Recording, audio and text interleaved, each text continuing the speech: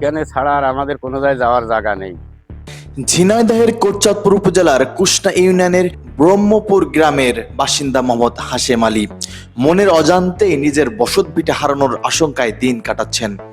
ভূমি রেকর্ডে অসঙ্গতির কারণে কয়েক পুরুষ ধরে বসবাস করা 36 শতক জমি এখন অন্য ব্যক্তির নামে রেকর্ড হওয়ায় তিনি চরম অনিশ্চয়তার মধ্যে পড়েছেন। ভুক্তভোগী হাশেম আলী ব্রহ্মপুর গ্রামের মৃত খালেক হোসেনের ছেলে। তিনি দাবি করেন তার বাপদাদা সিএস রেকর্ড আমল থেকেই ওই জমিতে 18 শতকের মধ্যে বসত বাড়ি নির্মাণ করে বসবাস করে আসছেন, কিন্তু নিরপেক্ষতার কারণে স্টেট অ্যাকুইজিশন জরিপের সময় প্রয়োজনীয় কাগজপত্র উপস্থাপন না করতে পারায় জমিটি তাদের নামে রেকর্ড হয়নি।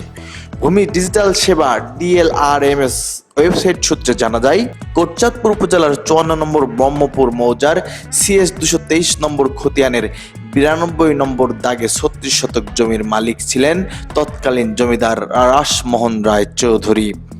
পরে SA 2 নম্বর খতিয়ানে একই জমি বাংলাদেশ সরকারের নামে রেকর্ড হয়। সর্বশেষ RS রেকর্ডে 130 নম্বর খতিয়ানে 420 নম্বর দাগে 36 শতক জমির মালিক হিসেবে যশোরের আসাদ মণ্ডলের নাম অন্তর্ভুক্ত হয়েছে। হাশেম আলী বলেন, আমরা CS আমল থেকে এই জায়গায় বসবাস করছি। আমার বাবা দাদারা এখানেই বাড়ি করেছেন, অথচ কিভাবে আমাদের বসতভিটা ধানি জমি হিসেবে দেখিয়ে সরকারের কাছ থেকে অন্য একজন বন্দোবস্ত নিয়ে নিলেন তা আমাদের বোধগম্য নয়। তিনি আরো বলেন, যশোরের ওই ব্যক্তি কখনো এই এলাকায় থাকেননি, এমনকি এই এলাকার আত্মীয় নন।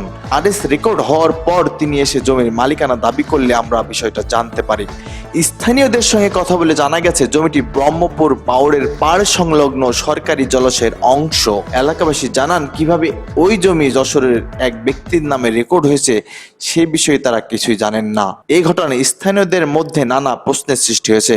কয়েক পুরুষ ধরে বসবাস করা একটি পরিবার কিভাবে নিজেদের অজান্তে বসতভিটার মালিকানা হারানোর মুখে পড়ল এবং সরকারি খাস কিংবা জলাশয় সংলগ্ন জমি কিভাবে ব্যক্তি মালিকানার রেকর্ড হলো, এসব বিষয়ে সংশ্লিষ্ট ভূমি প্রশাসনের তদন্ত দাবি করেছেন এলাকাবাসী। এই জমি দিয়ে লাবণ্যলতার কাছ থেকে আমরা বন্দোবস্ত নেওয়ার পরে কাগজপাতি হারিয়ে যায়। আমরা বহুত দিনের আজ 40 বছর এইখানে বসত করছি। সে বন্দোবস্ত নিয়ে সে আরো অর্ধেকটা বেচে দিয়েছে।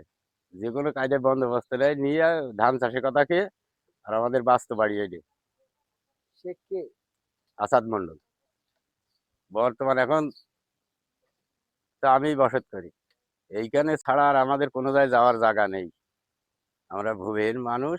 আসাদ মন্ডল সে জোর করেই দাবি করতে চাচ্ছে।